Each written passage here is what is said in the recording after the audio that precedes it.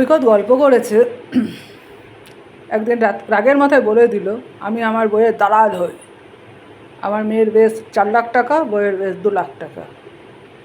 হবি না কেন? তখন চৌরাস্তায় আমি কাজ থেকে ফিরছি, তখন শকুন্তলা পার্কে কাজ করতাম। বন্ধুরা ছিল সৈকতের, তারপরে অনেক ছেলেরা ওখানে আড্ডাও দেয়, তারপরে দাঁড়ানো ছিল অনেক লোকও, সবার সামনে তখন বলছে ফ্যাস ফ্যাস করে কথা বলে, ফাঁসের মতো ফ্যাস ফ্যাস ফ্যাস ফ্যাস করে রোজ কথা বলে, সবাই জানে রোজ কথা বলে, একটা সেকেন্ড সময় দেয় না। এই যে আমি এখন ভিডিও বানাচ্ছি, এই কারণে একটুখানি চুপ করে রয়েছে, নাহলে তো খাবে আমার কাছে গুতানি, ওই কারণে মানে আমার কাছে গুতানি করতে আমার শরীরে টর্চার করবো, তবেই গিয়ে সরে বাচ্চা ঠিক হবে, তার আগে না। এইবার সৈকতের বউ বলেছে আমাকে 75 লাখ টাকা দেবে। আমি ঠিক আছে, 75 লাখ টাকা দেবে, চৌরাস্তায় আয়, তুই টাকা নিয়ে আমার কাছে আয়। তাতেও আসেনি। তার কারণ তো মারবো বলেই আমি ডেকেছিলাম, যে টাকাটা নিয়ে আসুক, তারপরে আমি ডাকবো। তারপরে ছক অনেকক্ষণ কেটে, এই যে আমার কথা বলতে দেবে না এখন সৈকত, উল্টাপাল্টা যা পারবে কথা বলবে, কিছু করার নেই আমার, বডিতেও ক্যাপচার করে রয়েছে, আমি লিখতে পারি আর বলতে পারি না, না মুখের জন্য।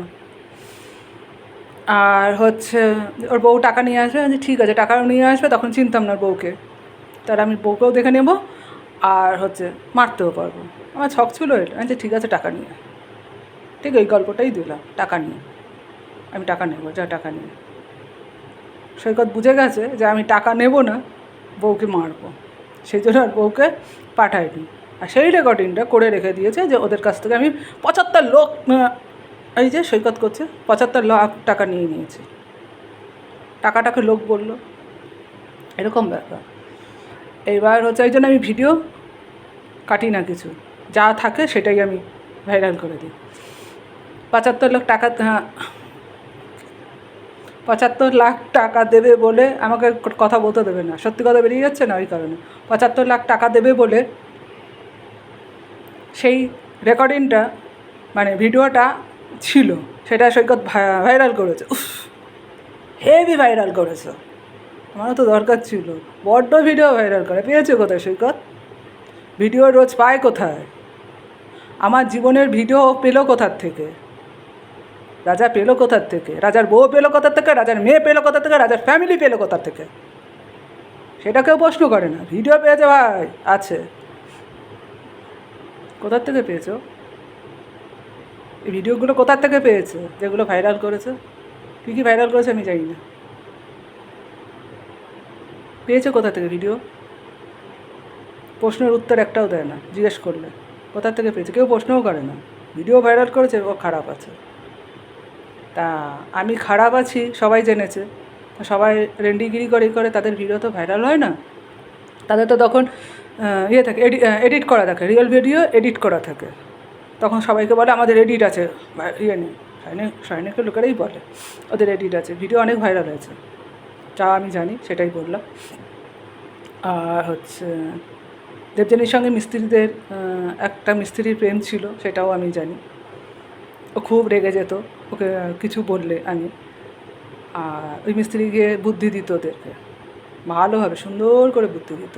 ওটা ছিল সৈকতের লোক, মিস্ত্রি সেজেছিল, যেটা কেউ জানে না, আজকে ফাঁস করলাম।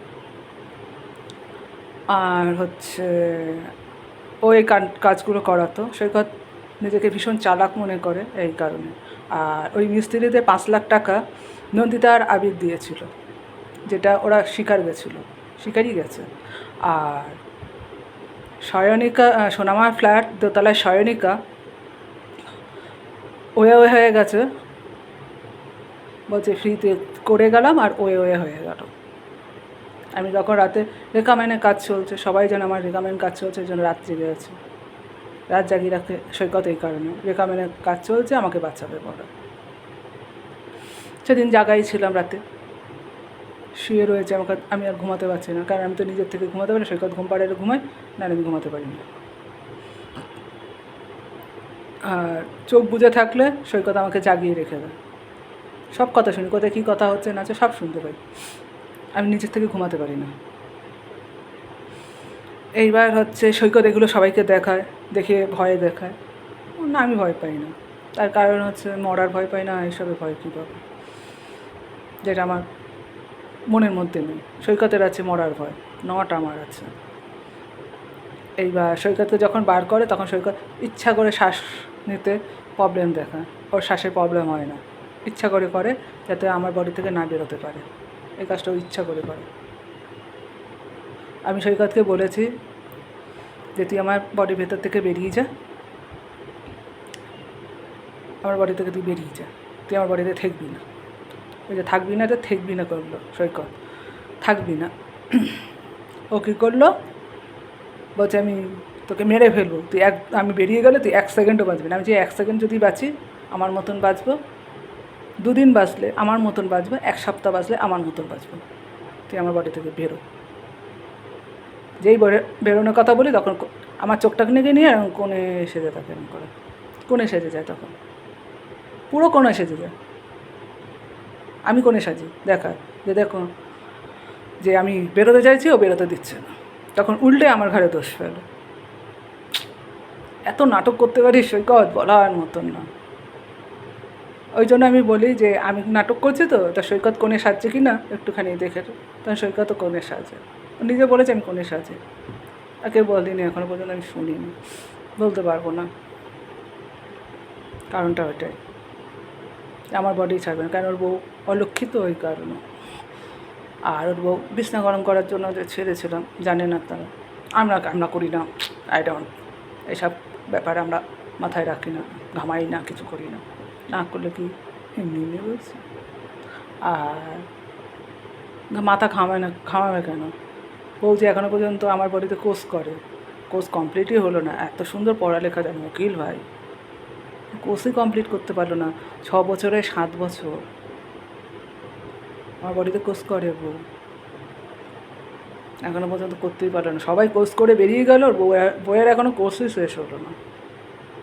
লিভ টুগেদারে থাকে তো বড় বউ, এই কারণে বড় বউ লিভ টুগেদারে থাকে, জেনে নিবি, এটাই সত্যি।